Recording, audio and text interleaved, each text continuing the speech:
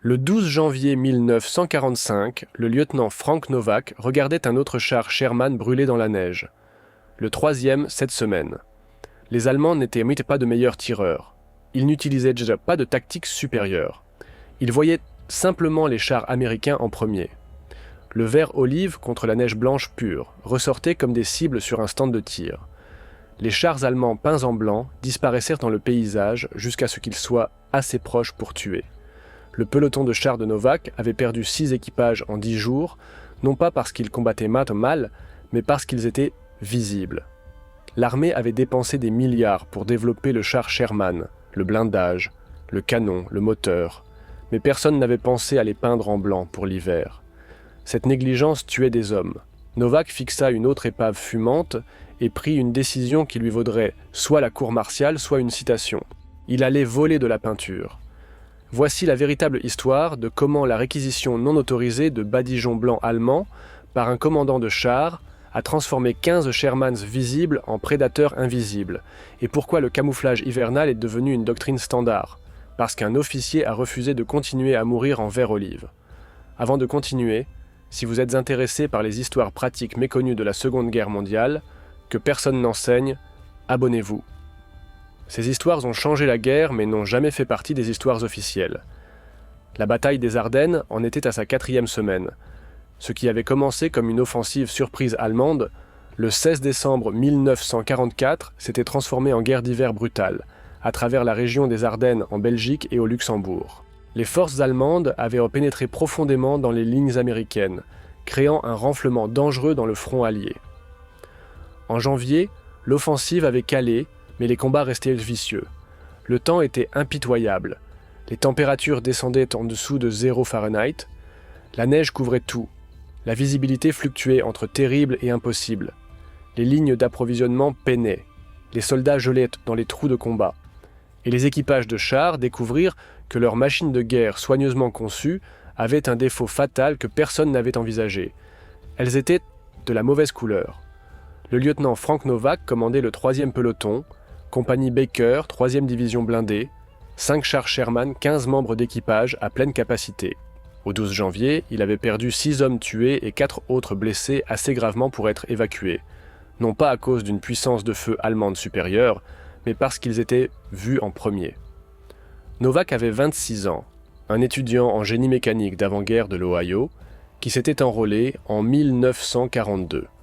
L'armée avait reconnu son aptitude technique et l'avait envoyé à l'école blindée à Fort Knox. Il avait obtenu son diplôme près du sommet de sa classe, non pas parce qu'il était particulièrement courageux, mais parce qu'il comprenait les machines et comment elles fonctionnaient, ou échouaient à fonctionner. Ce qui échouait dans les Ardennes n'était pas mécanique, c'était visuel. Les chars Sherman américains étaient peints en vert olive, réglementation standard. La couleur fonctionnait parfaitement dans les forêts européennes, se fondant avec la végétation. Mais lorsque la neige couvrait le paysage, cette même peinture devenait une condamnation à mort. Les formes vert foncé ressortaient contre les fonds blancs à des distances extrêmes. Les artilleurs allemands pouvaient repérer l'armure américaine à plus de 1000 yards, leur donnant tous les avantages pour choisir les distances d'engagement et les positions de tir. Les chars allemands n'avaient pas un tel problème. Des années de guerre brutale sur le front de l'Est contre l'Union soviétique avaient enseigné aux Allemands de dures leçons sur le camouflage hivernal. Chaque véhicule blindé allemand opérant en conditions hivernales transportait des provisions de peinture temporaires aux badigeons blancs, solubles dans l'eau, à séchage rapide, facilement enlevables lorsque les saisons changeaient. Ce n'était ni permanent ni joli, mais c'était fonctionnel. Les chars blancs disparaissèrent dans la neige, invisibles jusqu'à ce qu'ils soient assez proches pour garantir des mises à mort. Novak avait regardé le schéma se répéter encore et encore. Son peloton avançait à travers un terrain couvert de neige. L'armure allemande serait positionnée quelque part dans le paysage blanc, complètement invisible. La première indication de présence ennemie serait un obus frappant un char américain. Au moment où les équipages américains repéraient la source et ripostaient, les Allemands avaient déjà tiré 2 ou 3 fois, généralement avec un effet dévastateur. Les mathématiques étaient brutales. Dans 9 engagements en 2 semaines, le peloton de Novak avait repéré l'ennemi en premier seulement 2 fois. 7 fois les Allemands avaient tiré en premier. Une visibilité supérieure équivalait à une survie supérieure. Le 10 janvier, Novak perdit son meilleur équipage, le sergent Mike Torres, un tankiste vétéran du Texas qui avait survécu à l'Afrique du Nord et à la Normandie. Torres était enfermé dans son Sherman, avançant prudemment à travers un champ couvert de neige, lorsqu'un char Panther allemand ouvrit le feu à 800 yards. Le Sherman n'eut aucune chance. Torres et son équipage moururent avant même de savoir qu'ils étaient ciblés. Novak examina le site de l'engagement par la suite. La position allemande avait été évidente avec le recul.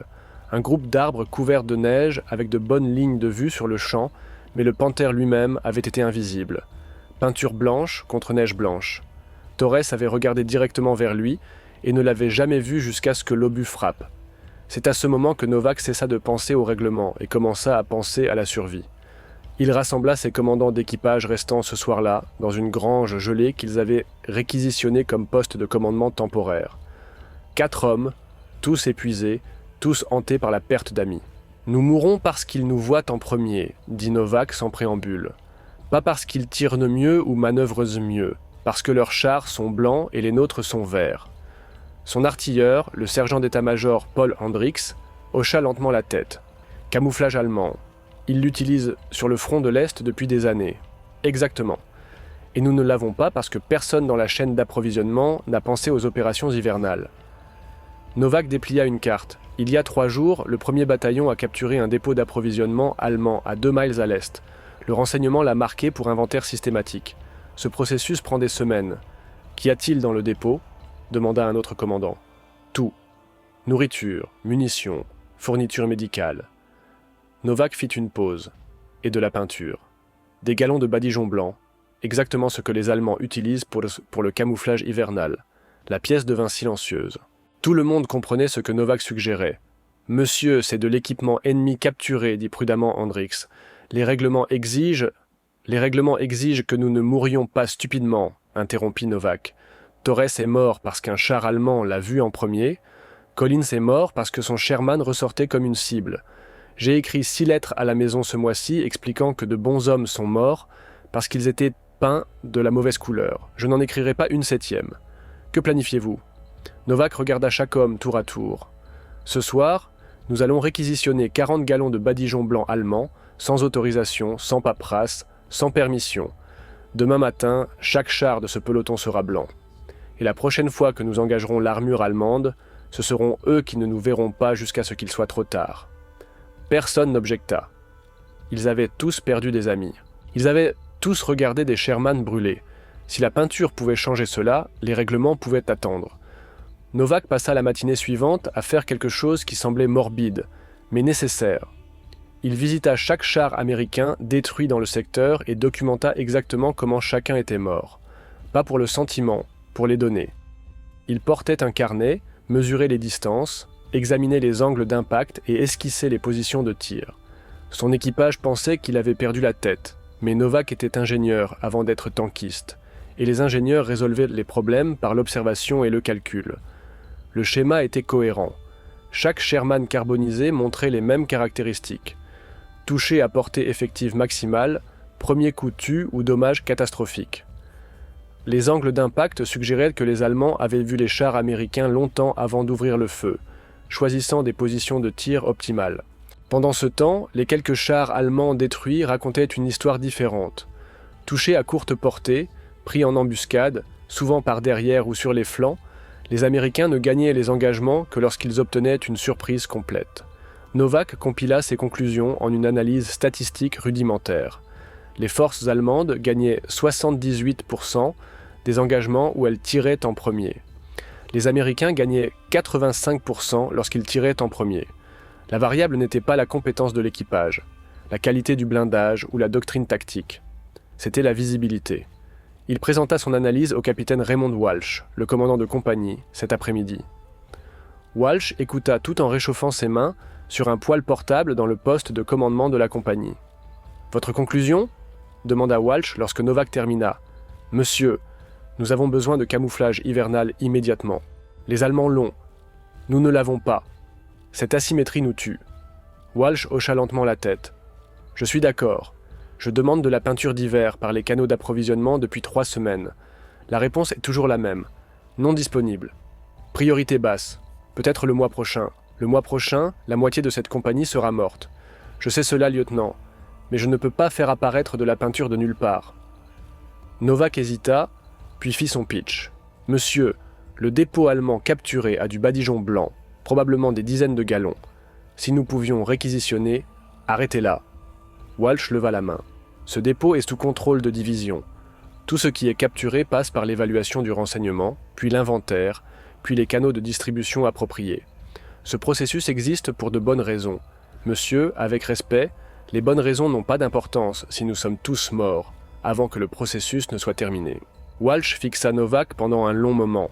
« Que suggérez-vous ? » ?»« Je suggère que mon peloton a besoin de peinture. Le dépôt a de la peinture.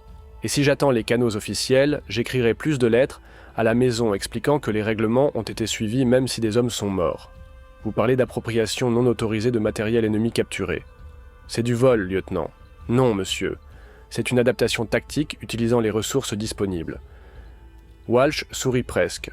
« Vous jouez avec les mots avec moi. J'essaie de garder mes hommes en vie, monsieur. » Le capitaine marcha jusqu'à la fenêtre, regardant le paysage couvert de neige ou des Sherman verts. Olive était assis, en position défensive comme des cibles sombres, attendant d'être touché. Il resta silencieux pendant longtemps. Finalement, il se retourna. « Je ne peux pas autoriser ce que vous planifiez. Si vous prenez cette peinture, sans passer par les canaux et que la division le découvre, je devrais le signaler. Vous comprenez cela ? Oui, monsieur. Mais je ne peux pas non plus vous empêcher de mener une patrouille de reconnaissance nocturne dans les environs de ce dépôt. Où votre patrouille va et ce qu'elle observe est votre décision tactique en tant que commandant de peloton. » Novak comprit parfaitement. Walsh lui donnait un déni plausible. « Ne demandez pas la permission. Ne me dites pas les détails. Faites simplement disparaître le problème. Compris, monsieur. Mon peloton mènera une reconnaissance ce soir. Voyez que vous le fassiez. Rompez. » Novak retourna à son peloton et rassembla ses commandants d'équipage. Ils avaient peut-être 8 heures pour planifier un raid d'approvisionnement qui sauverait soit leur vie, soit détruirait leur carrière. Le sergent d'état-major Hendricks étudia la carte que Novak avait marquée avec l'emplacement du dépôt. 2 miles à travers un territoire que nous avons nettoyé il y a 3 jours, devrait être sûr. Mais si la division a posté des gardes, ils ne l'auront pas, interrompit Novak. La division est concentrée sur la ligne de front. Ce dépôt est à 2 miles derrière nos positions. Ils l'auront marqué sécurisé et l'auront probablement oublié sauf pour la paperasse.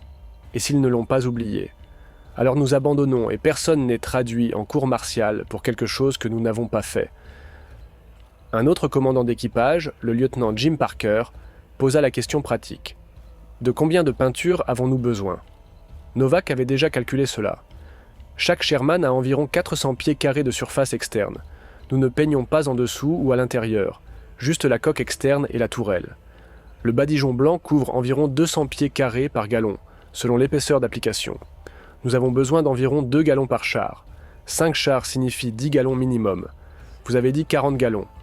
Je l'ai fait parce que je ne peins pas seulement notre peloton. Je peins chaque Sherman de la compagnie Baker si je peux. Et je veux de l'extra pour les retouches et l'expansion potentielle. Nous allons prendre assez de peinture pour que cette solution puisse se propager si elle fonctionne. Parker siffla doucement. C'est ambitieux. Aussi définitivement du vol. C'est une réaffectation de ressources, corrigea Novak. La peinture a été fabriquée par les Allemands, pour usage allemand. Nous l'avons capturée. Maintenant, nous l'utilisons. C'est ainsi que fonctionne l'équipement capturé. Sauf pour la partie où nous sommes censés attendre l'autorisation. Autorisation qui viendra dans des semaines, si elle vient du tout. Parker, nous avons perdu 6 équipages en 10 jours. 6. Et non pas parce que nous avons mal combattu, parce que nous étions visibles. Si la peinture corrige cela et que nous attendons la paperasse, nous sommes des idiots. Personne ne contesta cette logique. Ils passèrent l'après-midi à se préparer. 2 camions couverts pour cacher la cargaison. 8 hommes, assez pour charger rapidement, mais pas tant que la patrouille ressemble à un convoi d'approvisionnement. Des armes au cas où, et plus important encore, une histoire de couverture. Reconnaissance nocturne pour vérifier la sécurité du dépôt et évaluer l'état de l'équipement capturé, activité de patrouille complètement légitime. Alors que l'obscurité tombait, Novak fit un briefing final à ses volontaires. Nous entrons. Nous chargeons la peinture. Nous sortons vite et discrètement. Si quelqu'un d'officiel est là, nous abandonnons immédiatement. Si nous sommes pris après avoir pris la peinture, j'assume l'entière responsabilité. Tout le monde est clair, il l'était. À 21h, les 2 camions roulèrent vers l'est sur des routes couvertes de neige. Novak monta dans le véhicule de tête, étudiant le paysage. 2 miles n'étaient pas loin, mais dans l'obscurité hivernale, chaque mile semblait plus long. Ils passèrent des véhicules allemands détruits des combats antérieurs. Des cadavres gelés encore visibles dans certaines positions. La neige couvrait tout d'une couverture blanche uniforme qui rendait la navigation difficile. Le dépôt apparut comme un groupe de bâtiments près d'un carrefour. 3 entrepôts, tous endommagés mais encore debout. Aucun garde visible, aucune lumière, juste des structures sombres assises silencieuses dans la neige. Novak fit signe à son conducteur de s'arrêter à 100 yards. Il étudia le dépôt à travers des jumelles. Toujours aucun mouvement. Soit la division n'avait pas posté de garde, soit les gardes étaient assez intelligents pour rester à l'intérieur où il faisait marginalement plus chaud. Hendricks, Parker, prenez 4 hommes et vérifiez les entrepôts. Trouvez la peinture. Je resterai avec les camions et surveillerai la compagnie. Ils se déplacèrent rapidement, des bottes craquant dans la neige malgré les tentatives de furtivité. Les portes des entrepôts n'étaient pas verrouillées. La division n'avait même pas pris la peine de sécuriser les bâtiments. À l'intérieur, les fournitures allemandes capturées étaient disposées dans un chaos organisé. Nourriture, munitions, fournitures médicales, toutes étiquetées avec des étiquettes d'inventaire hâtives. Et dans le 3e entrepôt, empilé soigneusement contre le mur nord, des dizaines de conteneurs de 5 gallons marqués avec du texte allemand et des empreintes de mains blanches sur les couvercles. Badigeons blancs. Exactement ce dont ils avaient besoin. Parker ouvrit le premier conteneur pour vérifier le contenu. Liquide blanc épais, légèrement visqueux, sentant faiblement la chaux. Il trempa son doigt et le frotta entre son pouce et son index. À base d'eau, séchage rapide, exactement ce que les manuels de terrain allemands décrivaient pour le camouflage hivernal temporaire. C'est ça, appela-t-il doucement à Hendricks. Nous avons peut-être 80 conteneurs ici, 5 gallons chacun, 400 gallons au total. Hendricks fit un calcul rapide. Nous n'avons besoin que de 40. Prenez 50 pour être sûr, laissez le reste pour que la division fasse l'inventaire correctement. Ils formèrent une chaîne humaine, passant les conteneurs de main en main de l'entrepôt au camion. Le travail alla plus vite que prévu. En 20 minutes, 50 conteneurs étaient sécurisés dans les plateaux des camions, couverts de bâches. Puis la complication arriva. Des phares apparurent sur la route d'accès, une Jeep approchant rapidement. Novak reconnut immédiatement le profil du véhicule. Police militaire. Quelqu'un du quartier général de la division effectuant un contrôle de sécurité. Tout le monde dans les camions maintenant. Ces hommes grimpèrent à bord. Novak se força à se déplacer avec désinvolture, comme un commandant de patrouille qui avait tout le droit d'être exactement où il était. La Jeep s'arrêta à 10 mètres. 2 PM descendirent, mains près de leurs armes de poing, mais sans menacer. Pourtant, le sergent en charge s'approcha de Novak. « Monsieur, ce dépôt est restreint. Quelle est votre affaire ici ?» Novak garda sa voix calme, professionnelle. Patrouille de reconnaissance nocturne. 3e peloton. Compagnie Baker, 3e blindé. Vérification de la sécurité du dépôt et évaluation de l'état de l'équipement capturé. À 22h, les Allemands n'attaquent pas seulement pendant la journée. Sergent, nous patrouillons quand on nous l'ordonne. Le PM étudia le visage de Novak, puis jeta un coup d'œil au camion couvert. Qu'y a-t-il sous les bâches ? C'était le moment. Mentir et potentiellement se faire prendre. Dire la vérité et définitivement se faire arrêter ou trouver un terrain d'entente. Équipement allemand capturé que nous relocations vers l'approvisionnement de la compagnie, dit Novak. La déclaration était techniquement vraie, juste en omettant la partie sur l'autorisation. Je dois vérifier le chargement. L'esprit de Novak s'emballa. Si le PM voyait 50 conteneurs de badigeons, des questions suivraient. Les questions menaient aux appels radio. Les appels radio menaient aux officiers. Les officiers menaient à la confiscation et à la cour martiale. Il prit une décision. « Sergent, j'ai 15 hommes dans 5 chars qui meurent parce que les blindés allemands les voient en premier dans la neige. Cette cargaison pourrait les maintenir en vie demain. Si vous voulez l'inspecter et rédiger un rapport qui retarde le déploiement, c'est votre autorité. Mais ces 15 hommes seront tout aussi morts, que les documents aient été déposés correctement ou non. » Le sergent PM hésita. Il avait été au combat. Il comprenait l'écart entre les règlements et la survie, mais il avait aussi un travail. « Monsieur, j'ai des ordres de sécuriser ce dépôt, ce qui inclut le contrôle des stocks. Compris. Et j'ai des ordres de maintenir mon peloton opérationnel au combat. » Novak sortit son carnet, écrivit rapidement, puis arracha la page et la tendit au sergent. « Voici ma documentation. 3e peloton, compagnie Baker. Approprier 50 conteneurs de peinture de camouflage d'hiver allemande capturés pour usage tactique immédiat. Signé lieutenant Frank Novak. Vous rapportez cela à votre chaîne. Je rapporterai à la mienne et nous verrons quels ordres comptent le plus demain. Le sergent regarda la note, puis Novak, puis les camions. Long silence. Finalement, il plia le papier et le mit dans sa poche. « Sortez d'ici, lieutenant. Et la prochaine fois que vous menez un raid d'approvisionnement de minuit, choisissez un dépôt qui n'est pas sur mon itinéraire de patrouille. » Novak n'attendit pas qu'il change d'avis. En selle. On bouge. Les camions roulèrent vers les positions de la compagnie. Personne ne parla pendant le trajet. Ils avaient commis un vol effrontément avec un témoin. Si la division voulait le poursuivre, ils avaient la documentation, le témoignage et les preuves. Mais Novak pariait qu'ils ne le feraient pas. Pas si la peinture fonctionnait. Ils atteignirent la zone de bivouac de la compagnie à 23h30. Le déchargement fut rapide. 50 conteneurs empilés près du char de commandement de Novak. Puis vint la question de comment l'appliquer. Rix examina un conteneur. Les instructions sont en allemand, mais je pense que je comprends. Dilué avec de l'eau. Appliqué au pinceau ou au pulvérisateur. Sèche en 30 minutes. Nous n'avons pas 30 minutes par couche. Nous avons besoin que ces chars soient blancs à l'aube. Alors nous utilisons plus de peinture, application plus épaisse et prions pour qu'elle sèche vite. Ils réveillèrent tous les membres d'équipage disponibles, 20 hommes, 5 chars travaillant au clair de lune et à la lueur de lanternes protégées. Ils versèrent de la peinture dans des seaux, ajoutèrent de la neige pour diluer et commencèrent à l'appliquer avec tout ce qu'ils pouvaient trouver. Pinceau, chiffon, même main nue. Le travail était froid, salissant et fastidieux. La peinture gelait sur leurs gants. L'odeur était terrible. Mais lentement, inévitablement, les Sherman vert foncé commencèrent à disparaître sous des couches de blanc. À 3 heures, le capitaine Walsh apparut. Il se tint silencieusement, regardant les chars vert olive se transformer en formes blanches qui se fondèrent dans la neige environnante. Finalement, il s'approcha de Novak. « Lieutenant, je vais vous poser une question.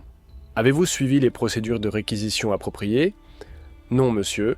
Avez-vous volé cette peinture ? » ?»« J'ai approprié de l'équipement ennemi capturé pour usage tactique immédiat, monsieur. » Walsh sourit presque. « Ce n'est pas une réponse. C'est la seule réponse que j'ai, monsieur. » Le capitaine fit le tour du Sherman le plus proche, étudiant le travail de peinture. Rugueux, inégal, mais efficace. Le char était déjà plus difficile à voir contre la neige. La division va entendre parler de cela. Un sergent PM a déposé un rapport il y a 20 minutes. L'estomac de Novak se serra. « Oui, monsieur. Vous allez probablement faire face à des questions. Peut-être pire. »« Compris, monsieur. » Walsh se retourna pour lui faire face. « Mais ces questions ne viendront pas avant le prochain engagement. Et si vos chars invisibles fonctionnent comme vous le pensez, ces questions pourraient ne plus avoir d'importance. » Il fit une pause. « Faites peindre le reste des chars de la compagnie. Les 15. Si vous allez commettre une appropriation non autorisée, faites-le complètement. » À l'aube, les 15 chars Sherman de la compagnie Baker étaient blancs, rugueux, inégaux, mais fonctionnels. Contre le paysage couvert de neige, ils étaient presque invisibles jusqu'à ce qu'on soit à moins de 200 mètres. La transformation était frappante. D'autres unités le remarquèrent immédiatement. Des soldats de compagnies adjacentes passèrent, s'arrêtèrent, fixèrent. Certains rirent, d'autres parurent pensifs. Le mot se répandit rapidement. La compagnie Baker avait peint ses chars en blanc, en utilisant des fournitures allemandes capturées sans autorisation. Le quartier général du bataillon en entendit parler à 8 heures. Le major Edward Collins arriva 30 minutes plus tard, sa jeep glissant jusqu'à s'arrêter devant la position de Novak. Son expression suggérait que ce n'était pas une visite de félicitations. Capitaine Walsh, lieutenant Novak, expliquait pourquoi 15 chars sous mon commandement sont peints comme des véhicules allemands. Walsh laissa Novak répondre. « Monsieur, camouflage hivernal, doctrine allemande. Nous nous adaptons pour un avantage tactique. » « S'adapter » Collins fit le tour du Sherman le plus proche. « Vous voulez dire voler de la peinture allemande et l'appliquer sans autorisation, inventaire ou approbation d'approvisionnement. » « Oui, monsieur. C'est exact. Comprenez-vous ce que vous avez fait ? Utilisation non autorisée d'équipements capturés, violation des règlements d'approvisionnement, appropriation illicite possible de ressources militaires. » Collins compta sur ses doigts. « Je pourrais vous traduire en cour martiale sur 3 accusations distinctes. » Novak se tenait au garde à vous. « Oui, monsieur. Mais je peux maintenir mes équipages en vie Traduisez-moi en cours martial après qu'ils survivent. » Collins le fixa. Autour d'eux, les équipages de chars observaient silencieusement. Le major faisait face à un choix que chaque officier comprenait. Suivre les règlements ou suivre les résultats. Punir l'innovation ou récompenser l'efficacité. Ces chars sont prévus pour une patrouille de combat à 14 heures. Secteur 7, où nous avons subi des pertes toute la semaine. Collins pointa Novak. « Vos chars blancs mèneront. Si cela fonctionne, nous discuterons de vos méthodes d'approvisionnement plus tard. Si cela échoue, vous ferez face à des accusations immédiatement. » Clair ? Oui, monsieur. Collins partit. Walsh s'approcha de Novak discrètement. « Vous venez de parier votre carrière sur de la peinture. J'ai parié les vies de 15 équipages sur la visibilité, monsieur. La carrière est secondaire. » À midi, d'autres commandants de compagnie commencèrent à apparaître. Ils examinèrent les Sherman blancs, posèrent des questions sur le processus d'application, calculèrent combien de peinture ils auraient besoin pour leur propre char. L'idée se répandait avant même d'avoir été testée. Le lieutenant Parker tira Novak à l'écart. Nouvelle du bataillon. 6 autres commandants de chars veulent du badigeon. Ils demandent à la division où le réquisitionner. Qu'a dit la division ? Ils ont dit que ce n'est pas dans le système d'approvisionnement. Puis quelqu'un a mentionné que la compagnie Baker l'avait acquis d'une manière ou d'une autre. Parker sourit. La division est très intéressée par vos méthodes d'approvisionnement. Qu'ils soient intéressés après que nous ayons prouvé que ça fonctionne. À 14 heures, 5 Sherman blancs partirent en patrouille de combat. Le secteur 7 était une vallée couverte de neige, avec des positions allemandes, connues pour être dans les collines environnantes. Les patrouilles américaines y avaient été embuscadées 2 fois la semaine précédente. Les chars allemands apparaissaient de positions dissimulées, tiraient en premier, disparaissaient avant que les forces américaines ne puissent répondre efficacement. Aujourd'hui serait différent. Novak commandait depuis le char de tête. Rix manœuvrait le canon. Ils avancèrent lentement à travers la vallée, chaque membre d'équipage scrutant les menaces. La peinture blanche faisait que le Sherman de Novak se fondait dans la neige.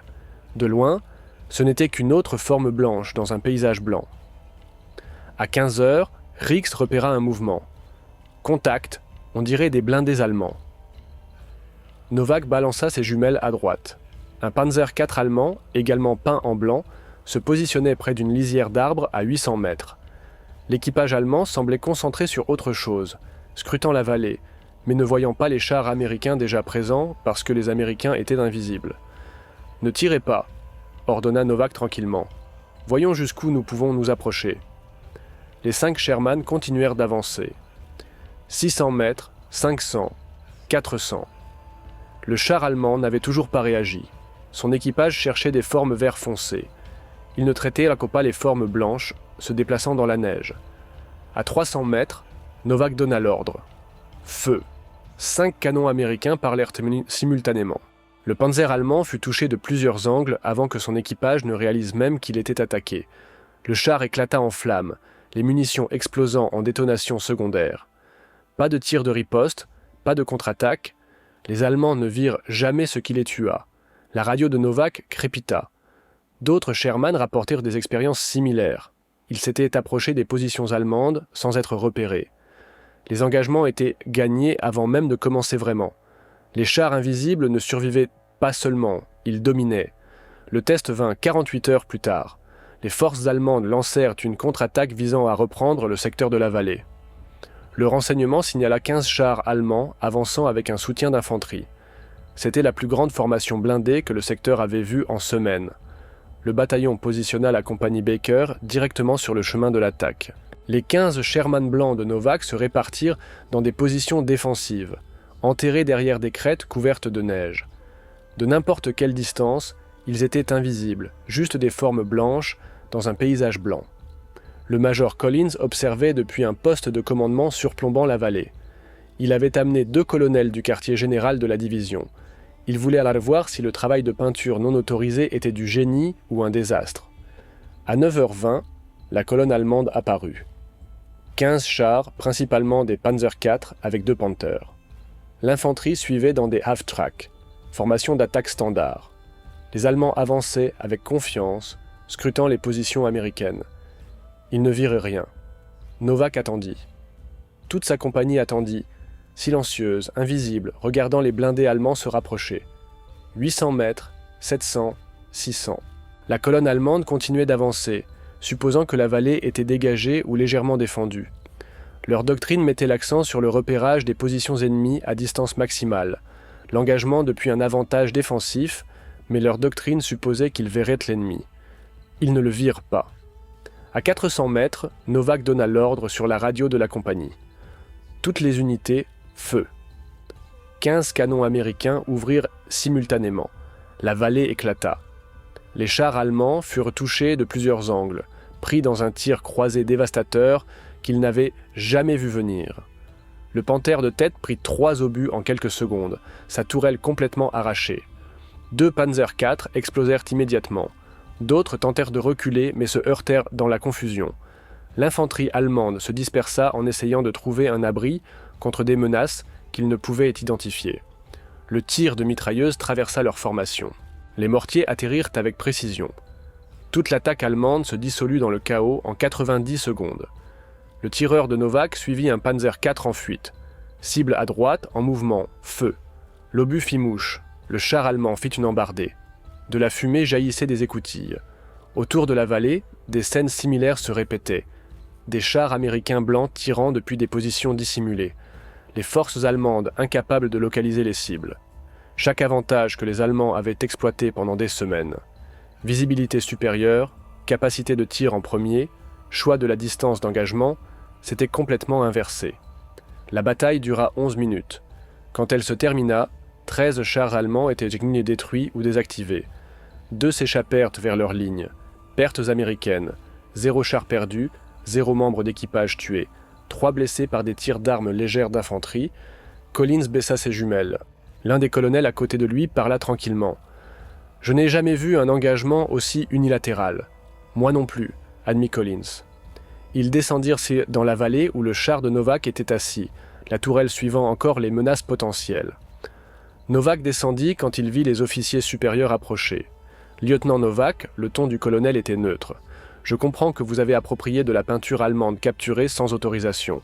Oui, monsieur. Peint 15 chars en violation des règlements d'approvisionnement. Oui, monsieur. Et initié une adaptation tactique qui vient de détruire une colonne blindée allemande entière sans pertes amies. » Novak ne dit rien. Le colonel regarda le Sherman blanc, puis les épaves allemandes en feu dispersées dans la vallée. « Votre travail de peinture non autorisé vient de prouver que la visibilité détermine la survie. Chaque commandant de char qui a regardé cet engagement veut maintenant du badigeon. L'approvisionnement de la division n'a aucune idée où en obtenir, parce que vous avez volé le seul approvisionnement que nous avions. Monsieur, il y avait 80 conteneurs dans ce dépôt. Nous en avons pris 50. 30 conteneurs restent. Plus maintenant. 6 autres unités ont pillé ce dépôt la nuit dernière. La peinture est partie. Tout le monde veut être invisible maintenant. » Le colonel sourit presque. « Vous avez créé une crise d'approvisionnement en résolvant une crise tactique.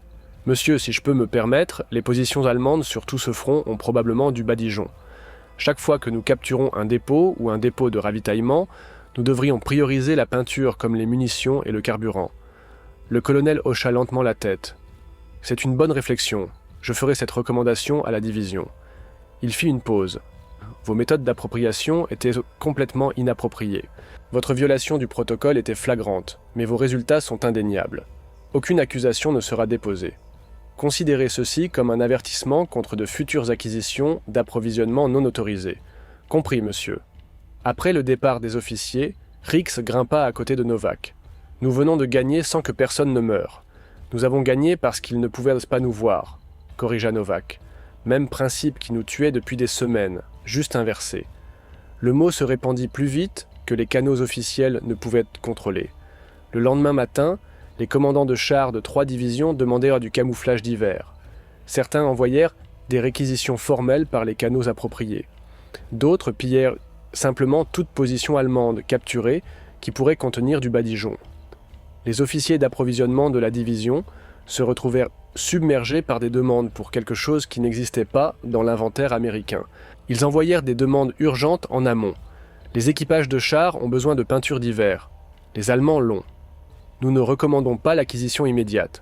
La réponse du quartier général supérieur fut bureaucratique et lente. La peinture d'hiver n'était pas dans le catalogue des fournitures. Les procédures de réquisition nécessitaient des spécifications du fabricant, des négociations de contrats, des délais de production. Meilleure estimation, 6 semaines minimum. 6 semaines étaient inacceptables. Alors les équipages de chars improvisèrent. Ils mélangèrent leurs propres badigeons blancs à partir de chaux, d'eau et de tous les pigments blancs qu'ils pouvaient récupérer. Les résultats étaient incohérents, mais fonctionnels. Certaines unités utilisaient des draps de lit drapés sur les coques. D'autres peignaient au pistolet avec tout ce qu'ils trouvaient. Les méthodes variaient, mais le principe restait constant. Les chars invisibles survivaient. Les chars visibles mouraient. Le peloton de Novak continua les opérations tout au long de janvier et jusqu'en février. Les Sherman blancs leur donnaient des avantages constants dans chaque engagement.